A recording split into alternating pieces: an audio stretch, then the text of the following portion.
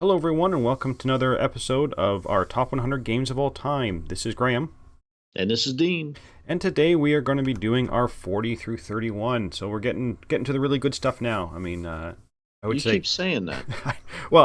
I keep on looking at your list and thinking it's got to get good sometime. Uh, Okay.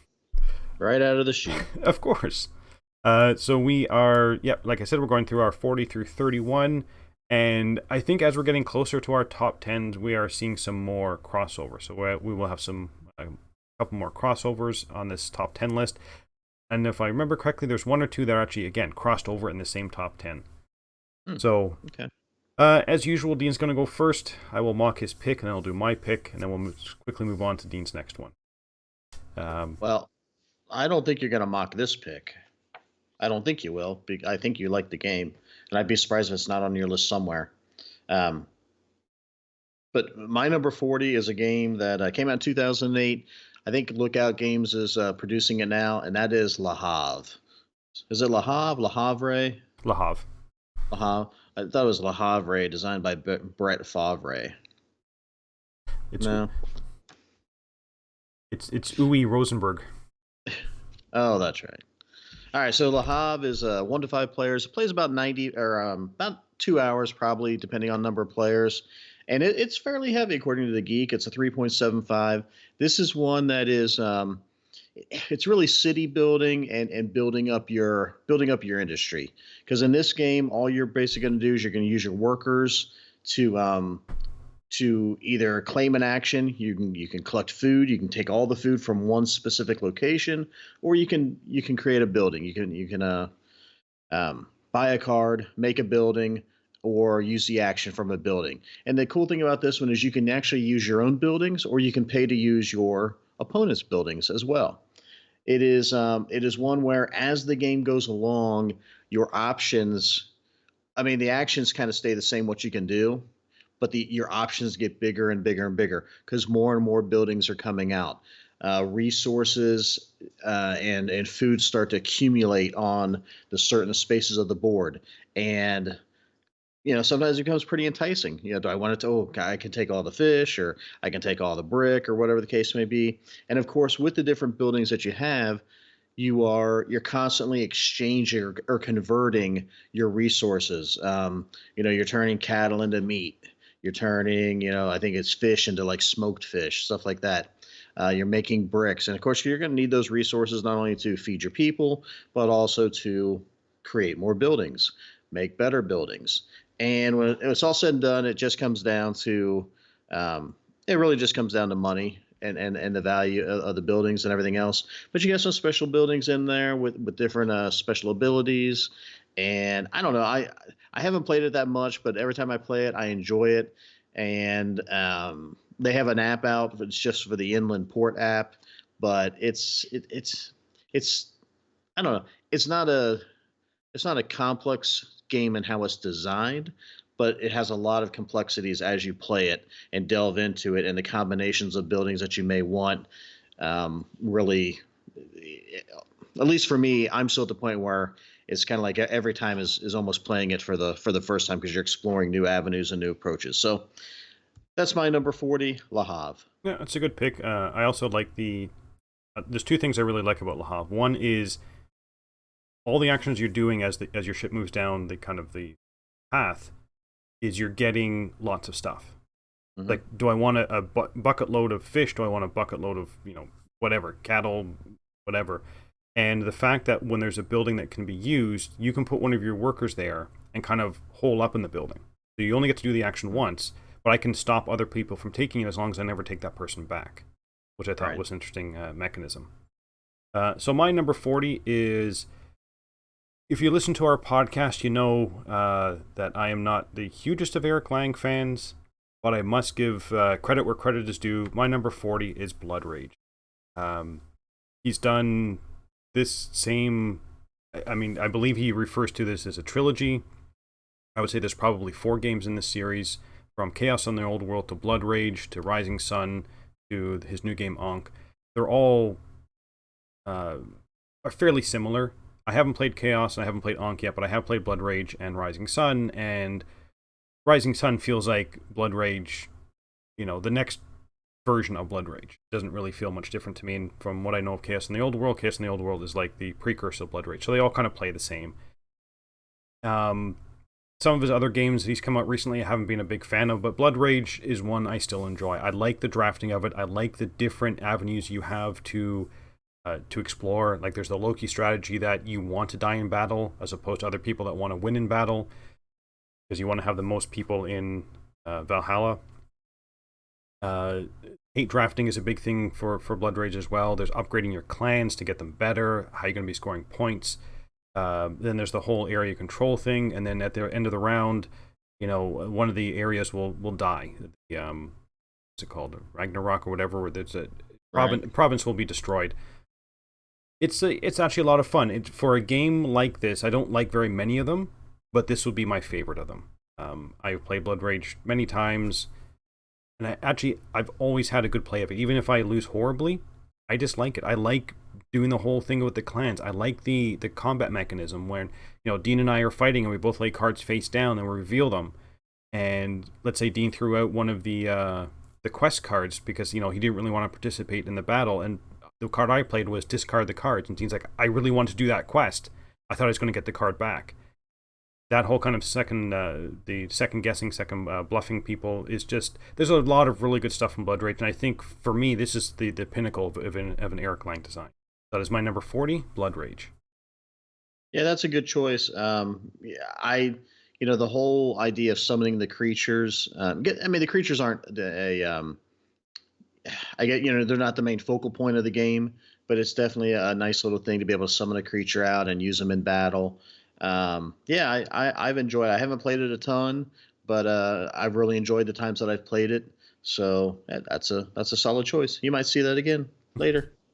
So all right, my number 39 is a little tiny card game, and I think it might be the only Reiner Knizia game to be on my top 100.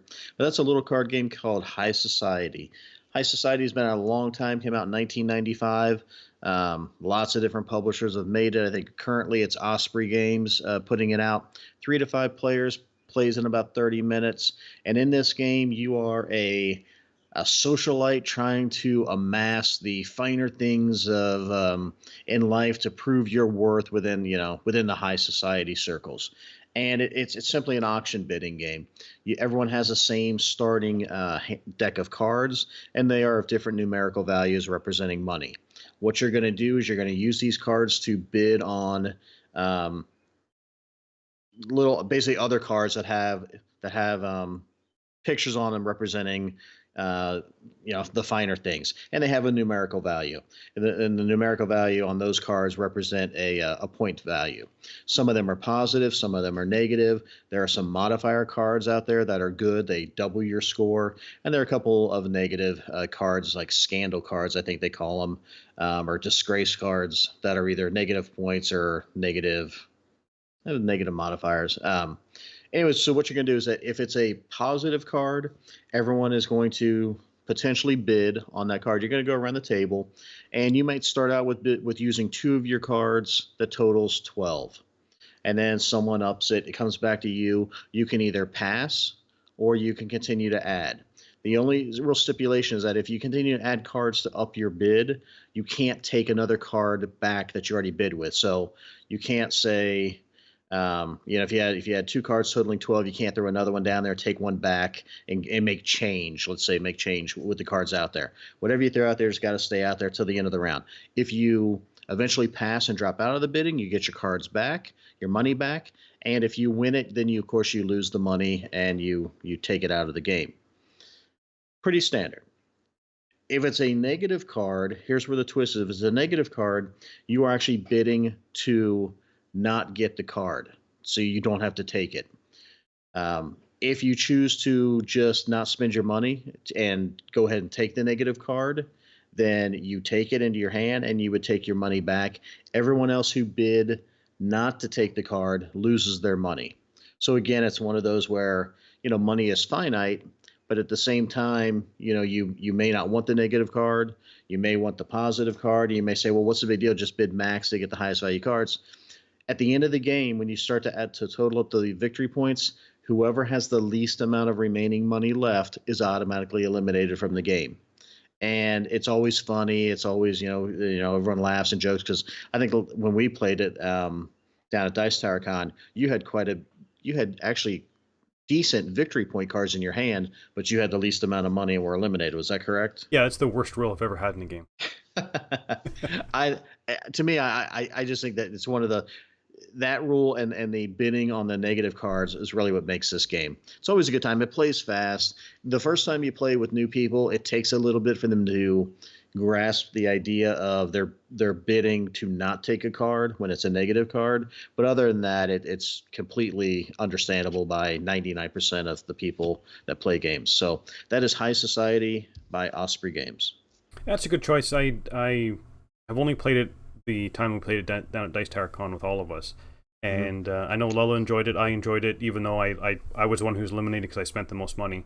But yeah, it's an interesting twist of the negative cards, like you said, and the player who has spent the most, or whoever has the least number of much money left at the end of the game is automatically eliminated. He's kind of got that role in several other of his games. But yeah. And I think for you fell into the trap of, because you're normally pretty frugal in real life, you're playing a game, you're bidding, so you're spending all your money, and it just was, you lost control of yourself. You're not used to it. I saw all that fancy stuff, and I just had to have it. Yep. Okay, so my number 39 is the only racing game I have on my list. There's some racing games that I kind of enjoy, but they rely a lot on dice. So this is a card-driven game. This is a game called Thunder Alley from GMT. Thunder Alley is based on, was it stock car? I'm not sure what type of racing it is. NASCAR. NASCAR, yeah. They actually did one called Grand Prix, which is based on the Formula One. But in Thunder Alley, you are the chief of a certain number of cars. So that's the one thing I really like about Thunder Alley, is you are not playing just one car. You're playing a team, essentially.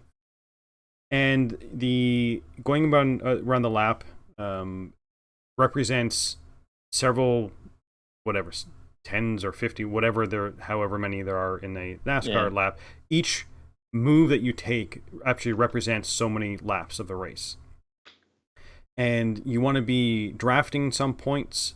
So if I'm right up behind Dean's car and Dean goes forward, I have the option to kind of follow him or draft behind him to try and make up some spaces. Or I can play cards that will allow me to kind of split off.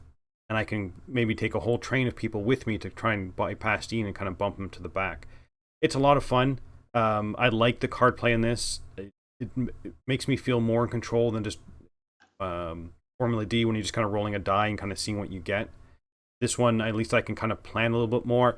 But what I do is also impacted by what the other people are doing. If Dean all of a sudden does a straightaway when he kind of breaks from the pack, well, maybe I've lost my drafting, which I was kind of hoping to do kind of later on.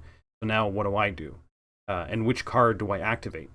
Do I kind of maybe have one card go in front of another car so I can draft it to try and get that one? Because at the end of when you cars cross the finish line, you're going to be putting it in order of what order they come in. So you'd love to have the number one car, but if your first car comes in first and your other, depending on how many players you have, let's say you're playing 3 cars. So if my first one comes in first, my other 2 car comes last and second last, well, I'm not going to win, even though I have the winning car. But if Dean comes in second, third, and fourth, well, he's going to cumulatively score more points than I will. So it's that kind of jockeying of, you want all your cars to do good. Maybe you maybe not have to win, but just as long as they all do well enough, you may win the game overall. So that is my number 39, Thunder Alley. Yeah, that's another good choice. We've talked about it numerous times on the different podcasts. It's a great racing game.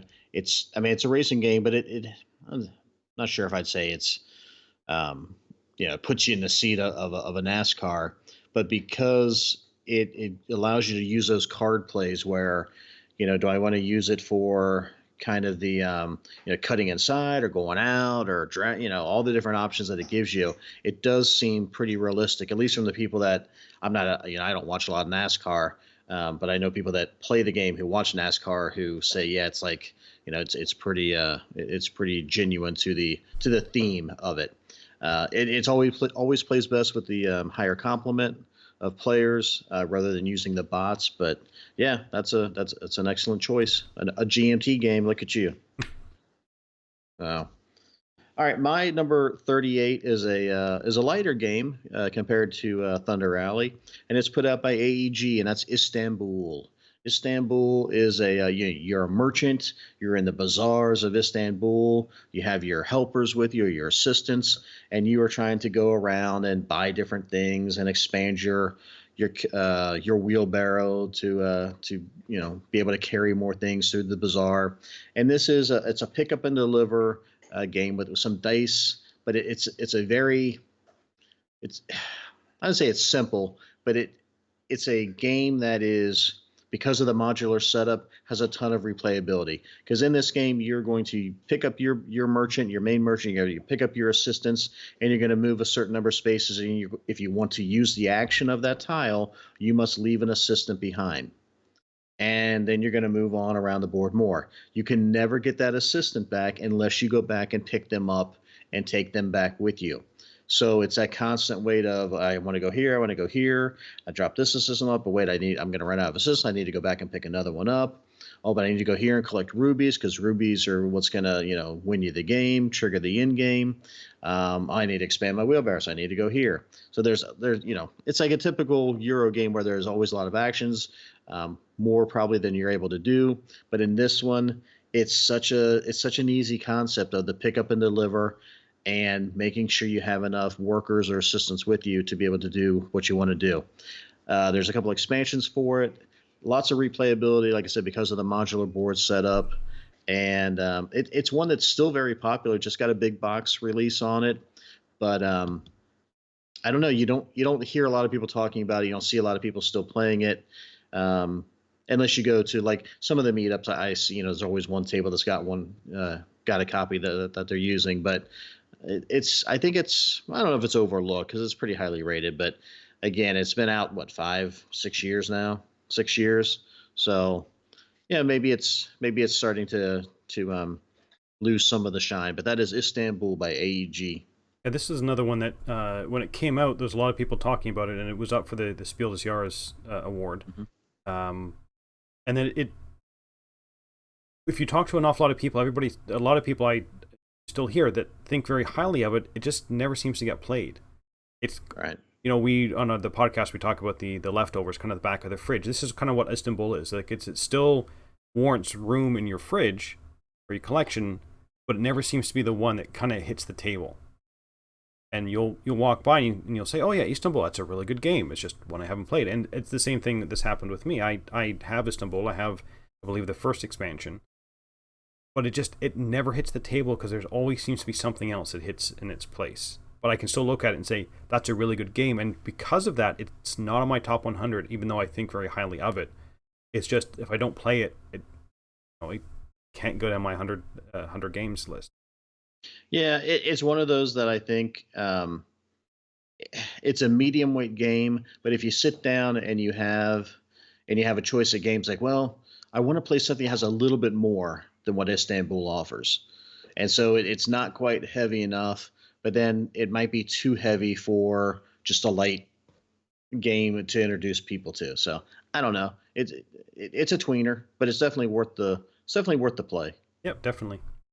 So Dean decided to go light first 38, so I decided to outdo his lightness. I went one step further, and this is a game that Dean has already talked about, but my number 38 is Quicks.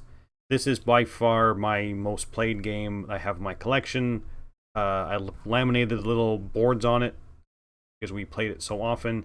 This is always our go-to game if we want something quick and light. We play it, Lella, my wife, will play it as 2 players. We'll play it right up to the 4 or 5 players maximum. It's easy to explain, and you roll the 6 dice. 2 of them are white, and you have the 4 different colors, and on your player board you have the 4 different colors. The red and yellow start at 2 and they go up to 12. The blue and green one go from 12 and they go down to 2. If I'm the active player, I'm going to roll the 6 dice, and I have to pick one combination of a color and a white die. If I take the blue and the white, I have to fill in whatever the resulting number is on my blue track. But the like a lot of these games, you can only go to the right of your previous of the previous one you've marked off. So if I mark off a 7, then everything else after that for blue has to be lower than 7. I can never go back up and I rolled a 12. I can't use that 12 on the blue because I've already got the blue 7 marked off. It's always this kind of push or pull. I had whenever B used to play this with us, he would always take everything every round, and he was filling up his board as quick as possible, figuring if he can at least get the most points, kind of shotgun wise, and he would win. Sometimes it works, sometimes it doesn't. But the thing I really like about Quicks is when you are not the active player, you're still involved with the active player's round because you're going to be looking at the 2 white dice that are rolled. And the combination of that, you can mark off on any of your boards following the same rules. You always have to go from left to right. So everybody's always involved in every round. Each turn is very, very quick. As soon as someone has 5 or more marked off and they roll either a 2 or a 12 for that line, they can say, I'm going to lock off yellow, which means you take the yellow die out of the game and then you're left with the rest of the die. As soon as 2 dice that way are locked off, game's over. Or on your round, if you don't want to if you roll all 7s on your first turn, probably not the best thing to go for. So you'll say, I'm going to take an X. If someone also scores 4 X's, then the game is also over. So again, very quick, very simple. And yeah, my most played game of my top 100 games of all time is Quicks. Nina's run off somewhere, and it's a good thing we're recording this live. Yep, so we'll just kind of wait for Dean to come back. And we'll see what he has to say about Quicks. I know Quicks was already on his list. I forget where on his list it was. I know he also thinks very highly of it. And yeah. Guess I'm just trying to kill some airtime here while he's away.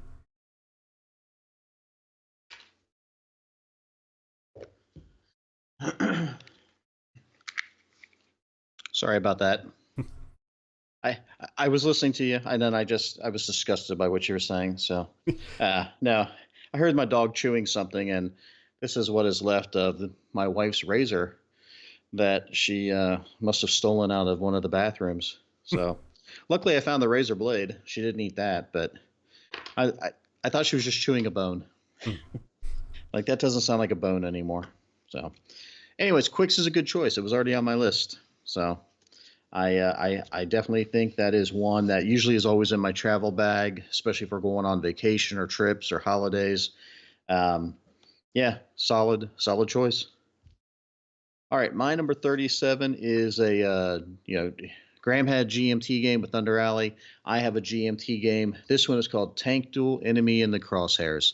Came out in 2019. Actually, one of the few 2019 games that I actually got to play in the same year, and I really enjoyed this game. This is a card-driven game, which I love.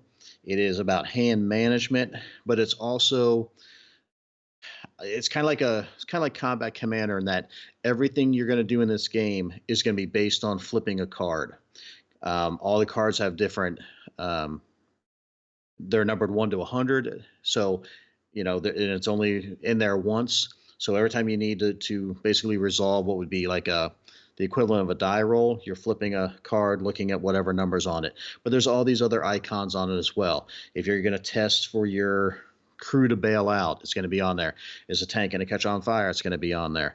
And then, of course, there's there's a couple different actions that you can choose to use, either the card for the action, or you may want to have it in your hand as a reactionary card. In this game, you are a World War II tanker. You are going up. The base set is Germans versus Russians, but it is abstracted out to where every player has a player board for each tank that they're going to use. Maybe it's 1, maybe it's 2. That's your choice. And so there's no miniatures. There's no player board. You're not out there trying to maneuver tank. Little cardboard chits of tanks around. It is kind of like a driver display. You have an area where it shows what your range is. You have an area where you have your crew set up, and then of course you have an area where you can play a couple cards in there that say you want to go haul down, or you want to, you're trying to do different terrain and you might bog down. So there's that different aspect. But you in this game you're the tank commander, and you're either trying to close the distance to your opponents or you're trying to spot them. And then, of course, they're trying to do the same. And you're playing the cards to try to inflict either enough damage to where their crew has to bail out, or you actually get to destroy the tank. And sometimes killing the crew is worth more points than knocking the tank out, depending on the style that you're playing. So I've enjoyed it quite a bit. I played Dan's copy, then I ran right out and bought my own copy, and I look forward to the expansions with the different countries being added in, different time periods of World War II being added in, and kind of a nice little array of tanks that you can choose from. It's not an overly heavy game by GMT standards, only like a 2.5. But if you like card-driven games and you like tank warfare, it would probably be an excellent choice for you to pick up. Um, that is Tank Duel Enemy in the Crosshairs by GMT, my number 37. What's the player count on this one? You can play 1 to 8. I've never played it solo. I've only played it 2-player. I think the most maybe I'd want to go is 4, depending on how many tanks you're going to control. Because you're going to have, let's say you play 4 players, so you have 2 on a side. Maybe you each have 1 tank. Maybe you still just have 2 tanks, which I think is doable. But if you put 4 players on each side, I think the downside to that is you may have a tendency just to lock horns with the person right across from you, and rather than anyone across the table. So if I'm across from you, we're probably going to fight versus me ignoring the person that's on the far left side of me on your side of the table, which may be a better target. You never know. So I think that might be a downside, and I think that it would slow it down. But this game all centers around. So if it's 2 players and you're playing 2 tanks, I think you have to go through the 100-card deck 3 times. But it goes fast because you're using those cards for everything in this game. And there's also cards slipped in there to where you might get halfway through the deck and it says reshuffle, the new deck. So, you're not even going to get through that full part. And then, of course, there's a random card in the final deck that triggers the end game. So, I don't know, 1 to 8, but I would probably say 2 to 4 is, for me anyways, is more realistic. Yeah, this game I know nothing about. I'm not a big war guy, so this is one that's never hit my radar. Well, you may be. Your loons keep killing our eagles. So my number 37 is a game that takes place in space that I think was kind of really overlooked in 2019. This is a game called Circadian's First Light, and I think one of the reasons why it was looked over was the art. So I have the box cover up on the screen here.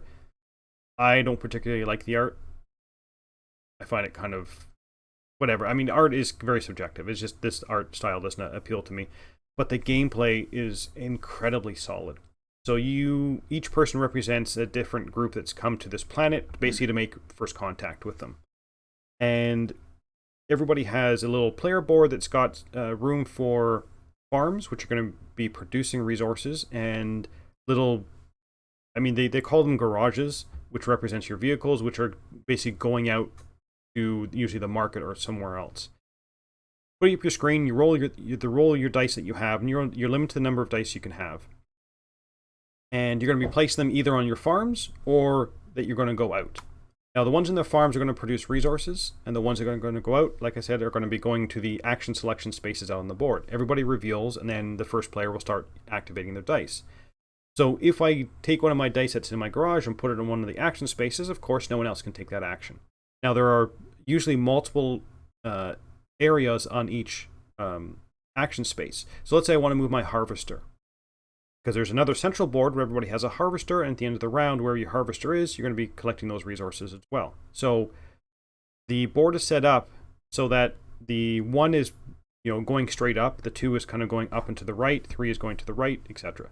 So if I want to move my harvester, let's say directly down, I'm going to put the die 6 So I'm going to put my 6 die on the 6th spot of the harvester, which means I can move my harvester straight down. Other people can still move their harvester, just no one can move it directly down because I've taken the 6th spot. Or I could want to go and get more farms, or I want to upgrade my another vehicle for my garage, or I want to get more dice, or I want to get more resources, or I want to go to offer gifts to the people that are, the different kinds of aliens that are on this planet. And I believe there's 3 different aliens. I forget how many there are. There's either 3 or 4 different aliens. And at the beginning of the game, you're going to pick kind of which side you're going to be playing on. And they will say, they want, one person wants the kelp. So if you hand in 5 kelp, you're going to get this much points. If you give in 7 kelp, you're going to get this much. But you're going to be placing a die there to allow you to give the kelp to people. And depending on, there's a bunch of prerequisites, for example, not prerequisites, post-requisites, I'm not sure what it is. So if I put let's say I put a 5 on there, and I kind of look down and it doesn't meet any of the prerequisites, nothing happens. I just kind of get the bonus for it. Let's say then Dean puts a 6 on there. Then he looks down at the negative aspects, and it's going to say the first person that makes the total 10 or more has to take one of these negatives. Or the first person to put a duplicate die there will have to take one of these negatives. But you're also going to get getting a positive from the 6. So depending on, does the positive kind of outweigh the negative, or if all those negatives are gone, then I can safely kind of put one there and say I would have triggered one of the negatives, but another player has already triggered that. You're also going to be wanting to collecting upgrades. There's upgrades that you can get that say, every time you get water, you get like double the water.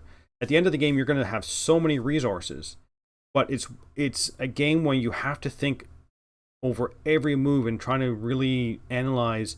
Okay, if I go here and I get water, I can then go over here, and it's going to take me water to go here, so I can, can influence this person. But if I influence a person, it locks my die for the rest of the game. So now I'm going to be down a die. So how do I get another die? Well, I need to go over here and buy this upgrade, but that one also needs water, so I need to get more. It's a truly fun game that it can suffer from AP, because you have to be, at the beginning of your turn, when you roll those dice, you have to be looking at those dice and thinking, where can I best use them? And if I see Dean is going after the upgrades, then how do I either beat him to the upgrade, or what am I going to do if I can't build one of the upgrades? Because you're also going to have cards in your hand, which you can build. And there's another little section you can also, there's a lot of sections on the board that you can do stuff with. So you need to be planning what every die is going to be used for, and you can never forget about doing your farms, because that's going to give you kind of the resources every round as long as they're manned. Because a lot of this stuff will say, if you have a die here, then you can action it. And like I said, there's some places that you're just not going to get your die back from, because they're kind of locked there permanently. But there is an action space where you can get more dice. So, great game. I believe this was kind of flew under the radar. Everybody that I know that has played it speaks very highly of it. It's highly rated on Board Game Geek, but it's not one that, if you say, if you play Circadian's First Light, a lot of people are going to say never heard of it, because it kind of came and went. It was put up by Renegade Game Studios, and they just seem to be splatter-shotting games of, they throw a game out this week, and there's a new Renegade game next week, and the previous one gets forgotten about. And I feel that's probably where Circadian's First Light fell. But if you get a chance to play this one, I would highly recommend it if you like that very in-depth thinking of, where am I going to spend my resources, where I'm going to get more resources, because I need to optimize absolutely everything. In the first couple rounds, you're literally counting out all of your stuff, going, this die is going to go here and it's going to cost me 3 water, so let me put my 3 water by this die, just so I remember not to spend it on something else that comes. So, great game. This is my number 37, Circadian's First Light. Yeah, I mean, I definitely want to play this game because you have raved about it. And I think you're right. I think it just flew under the radar because I don't know how much Renegade supported it, but I also think, so if a game comes out from Mayfair or Lookout now, and it's got that look, that art look, that Clemens Franz style of art, you're used to that. But if you look at a game from another company and it has the art style that this one has, Not saying it's a bad art style, but it's definitely not an art style that screams, "Hey, this is a super modern, you know, spacey sort of game." I don't think the art helped this one. Let's just leave it at that. Yeah, which is unfortunate because a lot of people will pick up probably won't pick up this game just because of the cover art. And again, it's not bad. It's just it really doesn't scream what this game is about. And like Dean said, I don't think it does it much favor. But Yeah. to each their own. I mean, if it was a Lookout game or a Rio Grande game, then I think people would say, oh, okay, well that's just their typical art. So, all right, my number 36 is a crossover. I think it was your number 50 something, and that is Village. Village is put out by Stronghold, and Graham already talked about it, so I won't go into great detail. But in this game, you are using your workers to go out, and obviously it's a worker placement game, but you're going out to different parts of the board, either on adventures or I say adventures, of course. You're a traveler exploring the one part of the world, or you're going to go out and you could possibly learn a trade and become trained in various aspects of producing scrolls and things like that. But this game is all about generational, um, I guess, uh, lineage. What you have first year meeples, second year meeples, third year meeples. I think you have fourth year too, don't you? I believe so, yes. Yeah, and they're going to age over time because you have a player board in this game, and certain actions are going to require you to move this little disc around this player board that has little sand timers on it. And every time you make a full lap around the board, you have to kill off. I'd say kill off. One of your meeples dies. You're not killing them. They're just aging out. They've lived a long, hard life. You've worked them too hard, and they are dying. And that is basically how things progress in this game. You're unlocking new generations of meeples during the game. You're creating more of them, but as your meeples die off, you are going to have to decide, or hopefully be able to decide if you can get them into the graveyard or into the what is it, the book of I don't know, the book of the dead. I don't know, whatever it is, where certain valued meeples of a certain generation can go in there, depending on the building or the area where you kind of kill them off from, and they're going to be with points at the end of the game. If they can't fit in there, you're going to put them in the graveyard, the unmarked graves, which aren't going to be worth anything. But this game all just centers around that: pick a cube, do an action, pick a cube, do an action, and it's randomly kind of set up at the beginning of the game. You're randomly kind of putting cubes out during the game, but it's to me. I think it's a really cool concept. It's not one that you see a whole lot of. Yeah, you see the pulling cubes out and stuff like that at times, purposely killing off certain meeples because you want to try to get them into that Book of the Dead before it fills up, or you no longer really need that action a whole lot that they're kind of locking down over here where you've trained them to become a better scroll writer, and so maybe you don't want that anymore, so you want to get them out of there so you can free up a space for something else. It's a really cool concept. You got the church where you're seating your people into the bag with the priest and hoping to move them up the rank of the church for victory points at the end. You have the kind of the city hall area. I don't know. I said I'm not going to spend much time talking about it, so I guess that was a lie. But anyways, Village. Go back and check out Graham's. I think it was number 54 as well. Um, but yeah, I have the expansions. I haven't even played them, but man, I do enjoy this game. It's such a simple sort of idea, but the way that Marcus and Inca Brand implement it was done in a pretty cool fashion. Yep, yeah. Like Dean said, it's already up on my list, so I can do nothing but agree with Dean. So For my once. So my number 36 is a game that I would assume would be on Dean's list if he had played it. Because it is from his, he says it's his favorite designer, but I don't know how many games he's actually played of this designer. This is Maracaibo by Alexander Pfister. It's only 36. Yeah, it's only 36. It is a fairly complicated game about the Caribbean area. and you are a little ship. You're going to be moving your ship 1 to 7 places on your turn, and everybody's going like in a clockwise order around the different islands. So you're going to move your ship 1 to 7 places, and wherever you end up, you can do an action there. It's going to be a city. You can do a city action. There's going to be some places where you can drop off your assistants, and if your assistant's there, you can do an assistant action. There's going to be cards in your hand that you're going to be playing for their action, or you can go to war.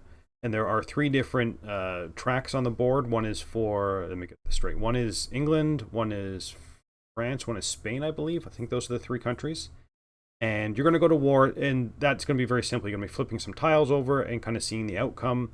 And you are going to be representing one of those countries in the war. And of course, doing that, then you also want to make sure that those countries have more areas on the board, because that's going to affect their kind of status. And the higher you are on that track, the more you've helped that company out. You're going to be moving up your meeple along that track. And of course, you want to have your meeple high, and you want the country to have a lot of their flags out in the different areas on the board, so that your meeple's going to be worth more. No point in having your meeple all the way at the last one if the country has no flags out on the board. There's also a little discovery track across the bottom, which you can move your meeple along there and hopefully get bonuses from moving that up. What's going to happen is the rounds are made up by when someone's ship kind of goes back to the starting position, then the other players will basically finish off the round, and then depending on who was the first one to finish, they're going to be able to do some actions, and then less actions and actions as people go, and then you kind of set up for the next round. There's a lot going on in this game. It's one of these games when don't expect to read the rule book and go, oh, I got this, let's sit down and play. You're going to be referring back to the rule book saying, okay, what happens now? But it's worth the effort to figure out how Maracaibo works. There's also a storytelling aspect to I shouldn't say storytelling, I guess campaign mode to it. We can kind of set it up so that the first game of the campaign, you're going to be going through this set of cards. And the next game, you're going to add more cards to it, more cards, which kind of all weave a story into what's happening for this area in the Caribbean. A whole lot of fun, but you can play it without that campaign. You can just play it standalone. It tells you how to play standalone, and that game works just as well as the campaign. You don't want to get involved in another campaign. The base game, just with the cards that it comes with, is still a really good, solid game. This is my number 36, Maracaibo. Well, I haven't played this game, so it's kind of rude to bring it up, but I do look forward to it. I do own it. And I think one of the things that you talked about the campaign, I think it's one of the things that Pfister does really well in most of his games is that campaign idea where you're adding cards, to the deck. Expedition to New Dale does that, where they have different chapters, and a lot of his games have those different chapters that you can play. You don't have to play them in order; you can play them standalone. But if you do, it kind of it slowly builds and throws a few more cards in, So this one sounds like it does the same thing. I really want to play this game, but it doesn't have a solo component to it, and at least I don't think so. I haven't looked at it, but I don't believe it does. And I don't think I could get my wife and family to play this game. So I must wait until I can socially not distance and play with other people. But good choice, I think. I mean, it's a Pfister. I'm sure it is. Yeah. There's no doubt it's a great choice. All right. My number 35 is a game that I don't know if this has been on your list or not. I don't think it has. Yeah, I don't think it has. But it may show up later, though, because I think you like the game. I just don't know how much you like it. And that is Teotihuacan. God, I always hate pronouncing that game. I was going to call it Teo. But that is it's put up by NSKN Games, plays in approximately, I don't know, hour and a half, 2 hours. And you can play it solo. You can play it up to 4 players. It says it's a 3.74 on weight. I don't know, that could be debatable, I suppose. But in this game, it's set in the Mesoamerica setting. I'm assuming, I believe it's Aztecs, and you are using your dice basically as your workers. It's a dice placement game, but this one is different because you're not rolling the dice. All of your dice start out at ones, and you are aging your dice as you go through this game. And eventually you're going to age them up to a level 6, and then they're going to ascend and I assume that means the either die or sacrificing them to move yourself up the up the temple track, up the avenue of the dead, and then they kind of reset back to a one. Set collection, tile placement. You're working your way around the board, and you know in a clockwise fashion, and you can stop at various places. There's different temple. There's different areas where you can move yourself up these different temple tracks. There are areas where you can go in. You can use actions to build the actual temple that's in the middle of the board with the tiles. There are places where you can just go and get offering decorative pieces or stuff that you can make offerings on the temple. But no matter where you stop, generally speaking, not every space is this or location is this way. You have a choice when you get there, and that is, do I want to use the main action that is available to me? Do I want to collect cocoa, which I may need to feed my people? Or do I want to go into the little special area that may be on that tile where you can worship? If you just want to collect cocoa, you collect cocoa, and it's based on the number of different colored dice that are there, excluding the one that you moved in yourself. So if you already had a worker there, say you're blue and there's a yellow and a black there, then you're going to get 3 cocoa plus an automatic one. If you want to use the main action that's there, you have to pay cocoa, and it's going to work the same way. If there's already 3 colors there, you're going to have to pay 3 cocoa to use that action. And then, of course, if you want to worship, you don't necessarily have to pay the cocoa, but you are going to lock down a die to be able to do that. And that die is going to stay locked down until either you pay cocoa to release it, or you can waste a whole turn and release all your workers. So it's a give and take there. Those actions, those worship actions, are usually pretty good. You can either move yourself up a temple track, or you can buy the tile that's there if you have the resources available. And if you want to do both the actions, you just have to pay a cocoa to do that. You're collecting some gold during the game. You're collecting wood during the game to be able to buy the other resource tiles. There's a lot of stuff that you can do in this game. And it's always that, to me, it's always that issue of, okay, well, I need cocoa to be able to do, feed my workers, to be able to, do whatever. There's not enough dice there to make it worthwhile for me to stop. But at the same time, I could go there and I could use an action because it's not going to cost me as much. So there's always that balance. Well, I really don't need that action, but I could stop there and get all the cocoa. Do I move up? Do I try to move up all the temple tracks? Do I focus on one temple track? Do I want to try to build the pyramid in the middle and get the bonuses by matching the symbols that I'm covering up? I don't know. I think the game is just cool. I like that whole temple thing with the tile building in the middle, even though it's maybe a fifth of what you can do in the game. It's such a cool idea. I really enjoy it. There's lots of different scoring ways to score in this game.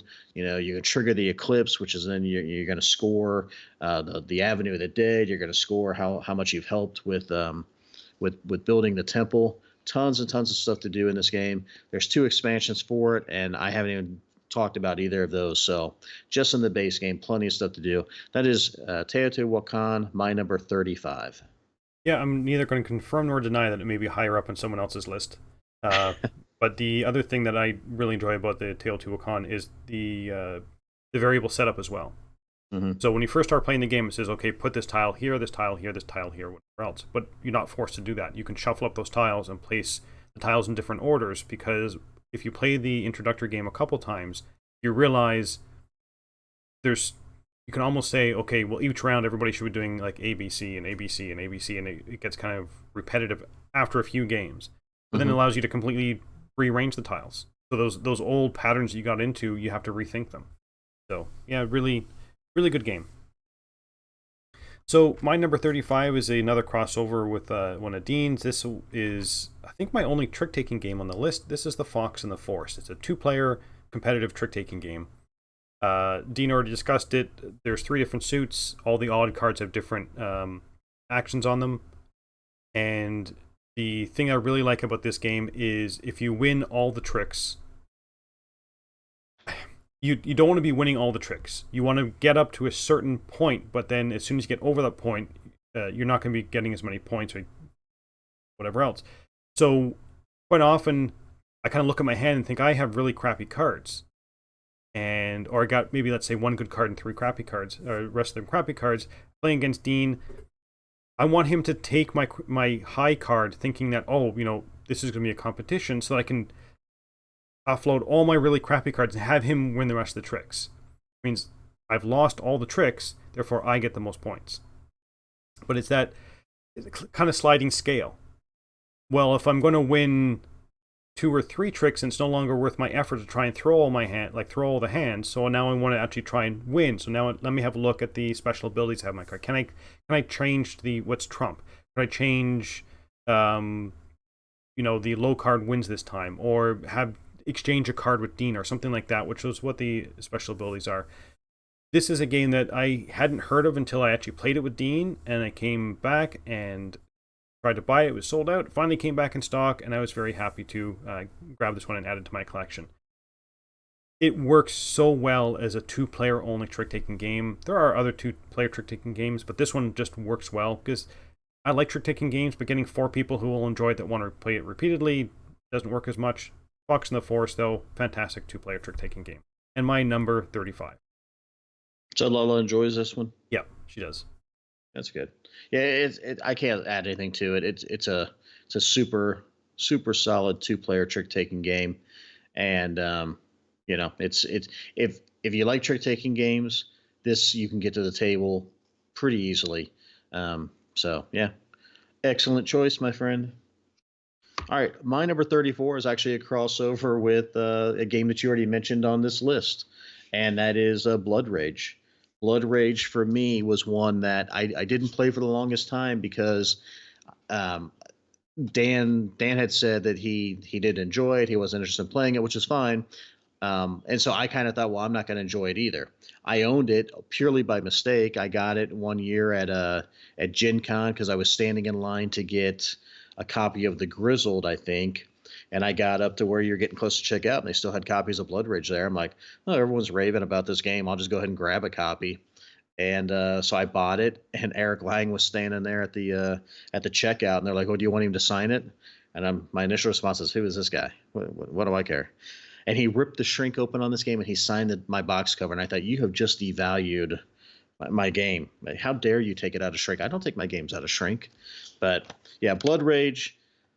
Graeme already talked about it. If you like Vikings, if you like area majority, if you like hand management games where there is the ability to, I wouldn't say bluff, but you definitely can affect what your opponents are doing based off of the cards you're playing.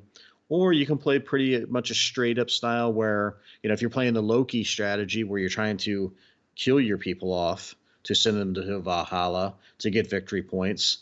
That kind of throws people for a loop sometimes because they were expecting to kind of have this epic battle with you and fight tooth and nail, and you don't really care. You're hoping that your people die off. But I don't know. I can't really say much more than Graeme already did because he talked about it just a few minutes ago.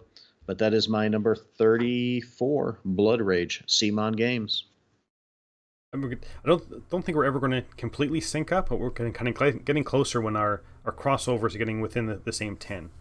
Right. Well, there's a good chance as you get higher and higher that the better games, or I would say our more favorite games might sync up.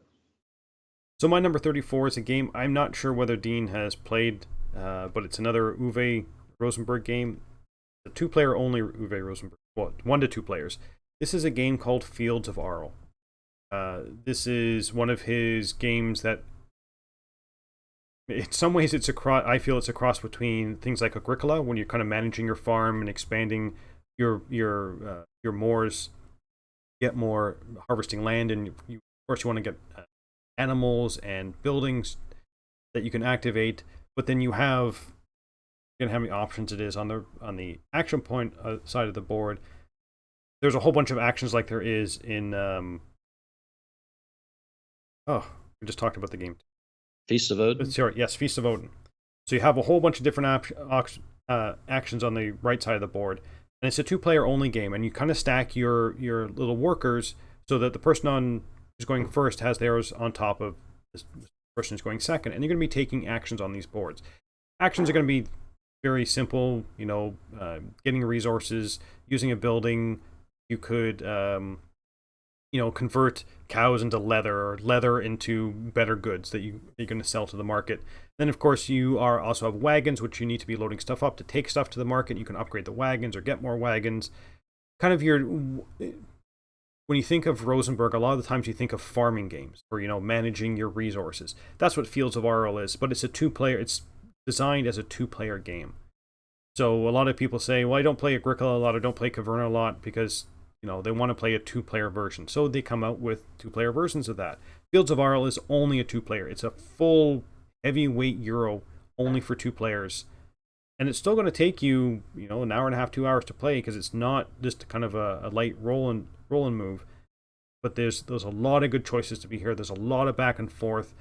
You're going through the seasons, needing to figure out what you need to be doing when, what resources you need to be collecting. I'm a sucker for his farming games, as you may see later on my list. But for a two-player version of one of his games, Fields of Arle is usually the one I will go to. So that is my number 34. Yeah, I haven't played it, so I can't add or detract anything from your comments.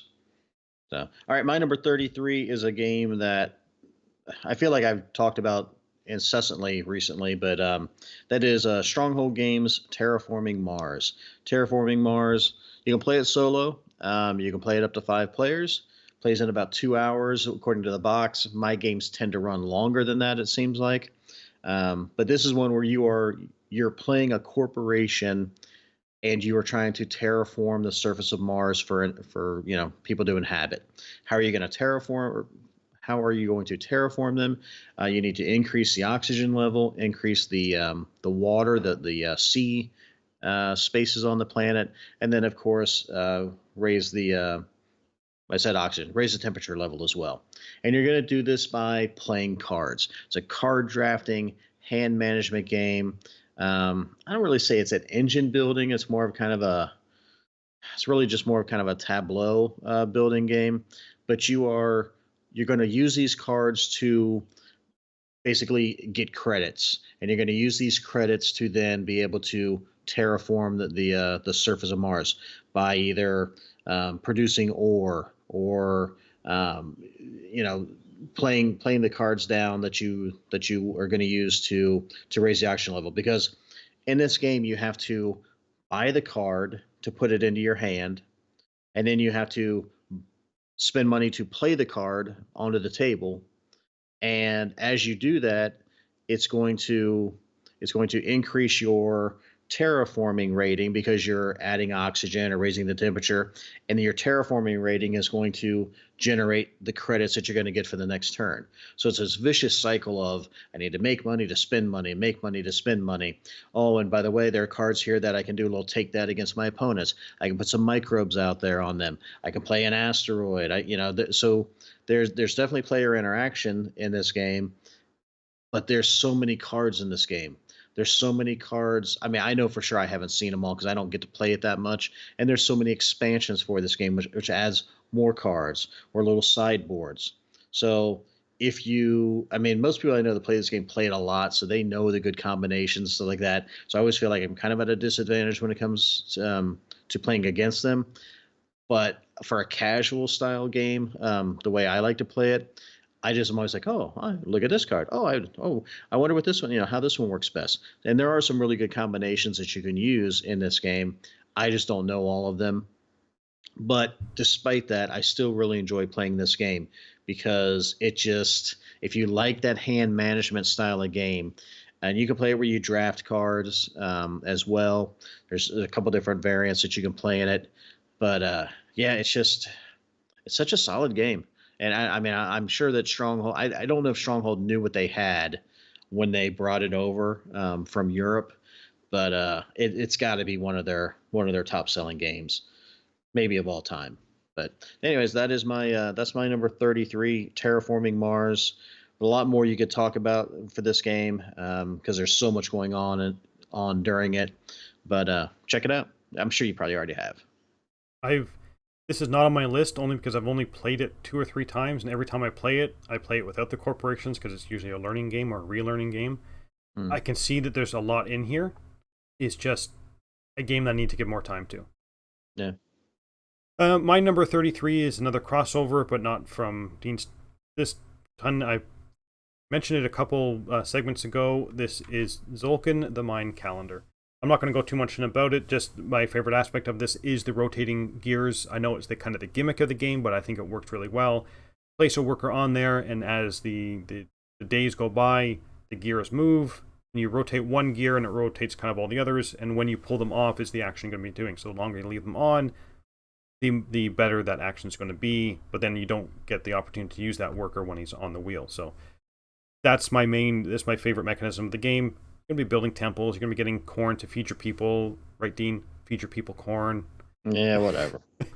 But really good, solid game.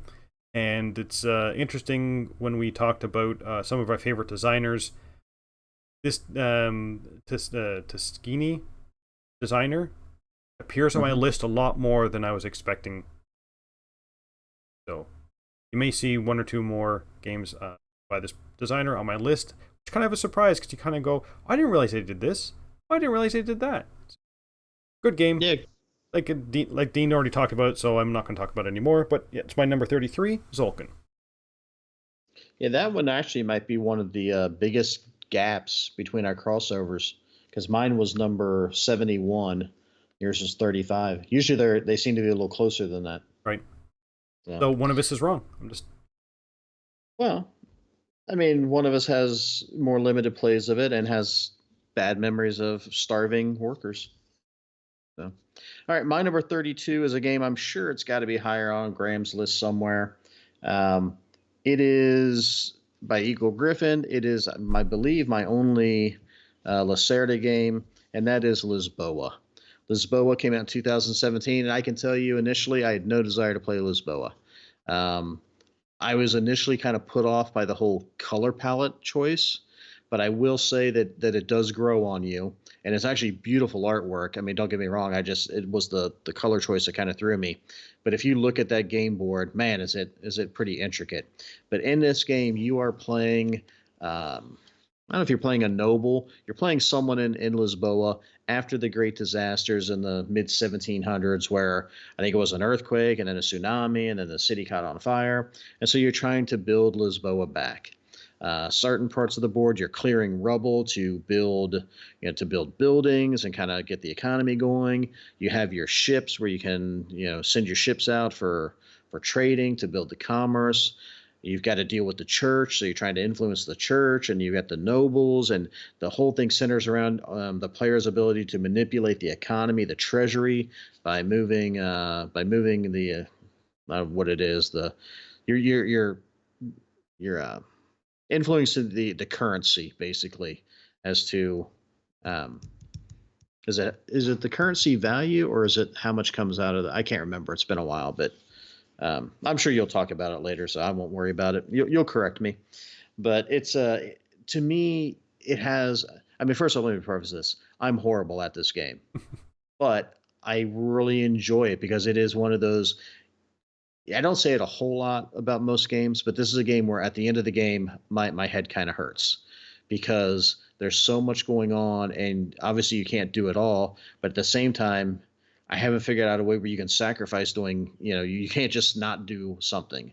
And some of the Euros you can do that. You can just focus on certain strategies.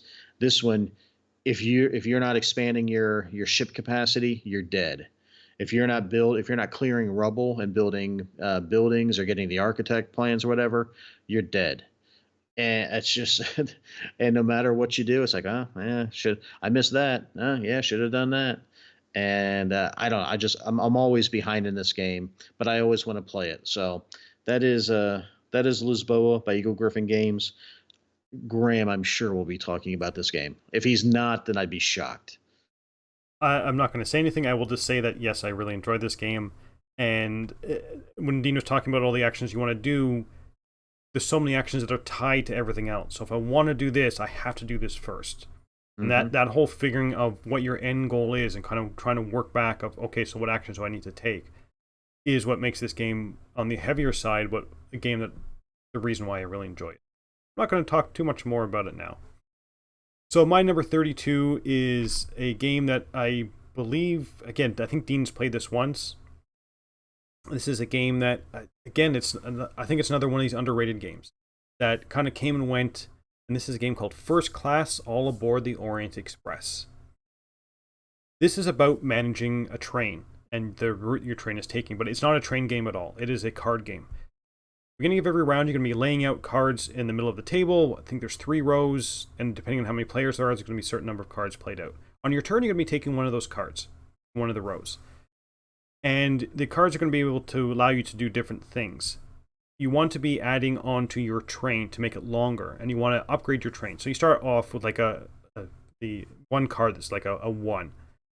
Well, you want to upgrade that to a 2, so you can place another 1 beside it to make your train longer. And you have to kind of go in order, and so you want to be upgrading and upgrading your train so that it's worth more. So you're going to be getting the better passengers, and some of them will have different abilities on them. And there's a conductor that will move down the train. And of course, the further it goes down the train, the more points you're going to be getting. But you also want to be looking at your route that you want to take, which is the top part of your board. You want to be taking cards that you can add to that route to expand your route, and you also want to be moving your train along. Because at the end of every round, wherever your train is on that route, you're going to be getting that action plus every action before it. So if you can get a lot of actions out in your train very far, you're going to be getting a lot of these actions on your turn. And those type of actions are all where the engine building comes into this game. Because quite often the action is going to be when you do this, you can do this. You're going to be playing this card. That card allows you to add 1 more to your train. I add another one at the train. I can move I can move one of my conductors because you have 2 trains going. So I'm going to move my conductor on the second track. Crossing that line gives me this ability, so I can take a card. Or you're trying to figure out all this, what happens. And I think about half the game is those end of round triggering effects. And everybody has to kind of go through what they're going to be doing. And I love that planning, and I love when you just kind of go, I'm going to do this, which allows me to do this, which allows me to do this, which allows me to play this card, so I can move him, so I can move my train, which now gives me this ability. And I love that. This game is just, if you like that style of engine building, and it's pretty simple engine building, but your engine just grows and grows and grows. So right from, after a couple turns, you've got at least a minimal engine that's going to be running, and you run it over and over and over again and expanding it. So each time you run it, it's going to get a bit better. Quite often in engine building games, you kind of build and build and build, and you finally get your engine, it runs once and the game's over. First Class, you are running that engine from the first round. And I love that about it. And again, it's came out from Z-Man Games, kind of came and went, but it's one that again, it has to do with trains, but it's not a train game. It's just a fantastic one that every time I've played this, I've thoroughly enjoyed it, whether I've won or lost, because I just love that whole engine building and having everything kind of trigger off and just going bang, bang, bang, bang, bang, bang, bang. Oh, and now I can do bang, bang, bang. And everybody looks at you and go, well, I got to do this one thing. And I'm like, well, that's just your poor planning team. So that is my number 32, First Class All Aboard the Orient Express. Yeah, I've played it once. I did enjoy it. I want to play it more. I just felt like I was being hustled, I think, at the time by somebody. And yeah, when Graham's talking about how he's like, oh yeah, you trigger off, it's a bang, bang, bang, bang, bang, bang. Mine just goes bang, bang, and that's about it. Yeah, there's so much more for me to delve into this game, so I look forward to playing it again. But yeah, I don't even know if it's still in print, to be honest. I don't know, and it kind of comes with expansions built in. Mm-hmm. So the game, there's 4 different modules you can add, and you can add the different combinations of modules, which will score things differently. So each game you could kind of vary it up. But yeah, it's just loads of fun. Yeah, it was fun the one time I played it. So, all right, my number 31 is a game that, so I talked about Marvel Champions earlier. This is my other Marvel superhero game, and that is Legendary Marvel, a deck building game. 2 totally different games, even though technically they're both, well, one's deck building, one's more of a preset deck or deck construction, but it's, in this game you are playing, it's a semi co-op game technically. You are playing everyone against a villain, a mastermind villain, and of course he has henchmen. But in this game, you're deck building. You're buying cards to give you better values to buy more cards or recruit more heroes. And then, of course, you're also looking at building up your attack value to be able to take out villains and then the mastermind. The downside to this game is that you're not playing just one hero. There's like 5 heroes maybe in the game, and so you're buying all these different cards, and you can have some cards for the Hulk, and your teammate can have some cards for the Hulk, and the other person can have some cards for the Hulk. So not one single person is going to be the Hulk, and that's fine. I mean, if you're okay with that, which most people are. The Over the course of the game, the villains are going to come out in a row, and the longer you take to defeat the villains, they're going to move down one spot each time. If they ever get to the end, they escape. It's usually not good. It triggers something, and then of course there's cards in there that bring the mastermind villain out to attack as well, and then he kind of retreats back into the shadows. As a player, you can either try to take out the lesser villains that are on the tableau because they're going to give you victory points, or you can try to take on the main villain, which he has a few different plot twists and schemes in there that you have to kind of work your way through before you get to the final villain card, and then the team either wins or loses based off that battle. When it's all said and done, if you defeat the villain, everyone's going to add up their individual points, and then that is technically the overall winner of the game. You don't always have to play it that way. We generally play, we either win or lose, or we take out the villain, and we don't worry about the other points. I secretly count them after everyone's left the table just so I can be sure that I won. But, we don't play that way necessarily in our house. We're a much friendlier co-op style family than, say, Graeme, who loves semi-co-ops and not doing what is helpful to the other people. But anyways, that is Legendary Marvel, a deck building game. Pretty simple, pretty light. I mean, it's maybe a 2-3, a 2-4 on weight, but you can play it solo. You can play it up to 5 players, and there is a ton of content for this game. I haven't bought the last 3 or 4 expansions, and I have more than I'll probably ever play in my lifetime. Lots of different heroes and villains, and some obscure ones, some more well known heroes out there, but. I still enjoy this game. I really do. This is one of the earlier games that I introduced my family to, as far as with the co-op concept. So yeah, it's a good time. I've never played Legendary. I've played Legendary Encounters, but I've never the original Legendary. Yeah. And at this time, I kind of look at it and think I would never buy Legendary now because of the amount of expansions it has with it. And I mean, yes, you can just play the base box. I'm not so sure I like the idea that you're not a one particular hero. And is this one where you? Oh, sorry, that's the other. That's the DC deck building one. But yeah, this the whole semi co-op thing. People know it's not my favorite aspect of it, because if I'm going to lose because of points, then what's the difference between me losing to points and everybody at the team losing? Like, they're both me losing. So what's the point? Anyway. I would try your copy, but this really does not hold a lot of appeal for me. Right.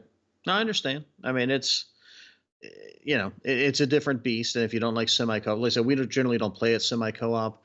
We just play it. Let's take out the villain, and everybody wins or loses. I'm not sure why they felt the need to make it a semi co-op, but obviously, I mean, it hasn't stopped sales because they're making a ton of expansions for it. So my number 31 is a game that I owned for a long time, but never got around to playing it. And when I did play it, I went, I can't believe I've waited this long to play this game. It's a game called Bunny Kingdom. It's a large grid board, and there are, I think it's 100 spaces on the board, and there's going to be 100 cards in the deck. And you're going to be drafting these cards every round. You're going to be dealing a certain number of cards to different people, and you're going to be drafting. And each one of these cards will tell you the number on the board. And when everybody's finished drafting, you're going to be playing your cards, and I'm going to be playing my bunny here and here, and you're trying to connect groups together, and you want to get the most bunnies. So you want to have the largest city, which is a connection of bunnies on the board. And at the end of every round, when everybody's played their cards, you're going to be scoring your cities. I wouldn't exactly say it's simple, but there's not a lot to it beyond the placing your bunnies. And of course, there's going to be some cards you're going to be drafting which allow you to score points different ways, like at the end of the game. If you have the most bunnies in this type of area, you're going to be scoring this many points. There's going to be treasure cards you can get. But again, that the whole basics of, if I really need square number 79 to kind of connect two cities, and Dean has just played 79, I'm never going to see that card 79 again, because it's already being played. So how else am I going to? Can I connect my city some other way? Or Dean probably took 79 on purpose because as we're drafting, he was thinking, oh, 79 will allow Graeme to make a really big city and therefore score a lot of points. So I'm going to take that away from him. It's an interesting twist on drafting. I enjoy the drafting mechanism, maybe not all drafting games, but the whole idea of trying to plan out your little bunny. And of course, all your little pieces are little tiny bunnies that you're placing on the board. Why they're bunnies, I have no idea. Doesn't make much sense. Because it's sort of like medieval things when you're building up castles and cities, and even the art on the cards. I don't know why they went with bunnies. And that's one of the reasons why I didn't play the game, was because of the theme of this bunny. I'm like, they get like breeding bunnies, or is this more of a, more like a kids game type thing? But no, it's a fairly heavier weight than I was expecting, and one that I thoroughly enjoyed, and one that has done drafting. I think one of the best implementations of a drafting game for me, anyway, is Bunny Kingdom, and it's my 31. Yeah, I'm right there with you. This is a game that I had zero interest in playing. Never even really gave it a look because of the title, because of the art on the box. I thought it was a kid's game, and I saw it set up down at Dice Tower Con, I think last year, because they had the expansion, I think, for it. I'm like, that's a really cool looking game. Like, what game is that? They're like, oh, it's Bunny Kingdom. I'm like, what? I'm like, nah, that's not Bunny Kingdom. And I looked at it, I'm like, man, that's looks pretty cool. I mean, it's got a lot of stuff going on. And then I was at my local game store up here, and the lady, the owner, she was, without me prompting her, she was trying to sell me on how accessible Bunny Kingdom is, and I bought it based off of that. And I normally don't pay MSRP, but I thought, okay, I'll get it. I'm a little concerned because she told me, "Oh, yeah, this would be great if you want to introduce your wife to, to this game." You seem to think it's a little heavier than that, so I don't know if it'll fit for that, but I do want to play the game. It's not overly complex. I mean, the basics of drafting, as long as you understand that the cards you're drafting are either going to be kind of played in front of you for some scoring things, or taking spots on the board. That's it. And the only thing that's slightly more complicated is, and it's not complicated, but when you have all the different cities that are intermingled, keeping track of what scored, what hasn't scored, but that's just a process. I mean, it's not that difficult. But the idea of just drafting to make your cities bigger is very easy to understand. Yeah, it's a perfect example of don't judge a book by its cover or by its title. Yeah, definitely. Because I think I know for a lot of people probably flew under the radar just based off what it was called. So that kind of wraps up our 40 through 31. Like I said, I mean, these are our favorite games of all time. And again, we've said this before, maybe not the best games according to Board Game Geek, but games that we thoroughly enjoy. So I hope you turn in for our next segment. And I'm sure everybody wants to see our top 10, but we'll get there. We're slowly getting there. So until next time, thanks for watching. See you guys.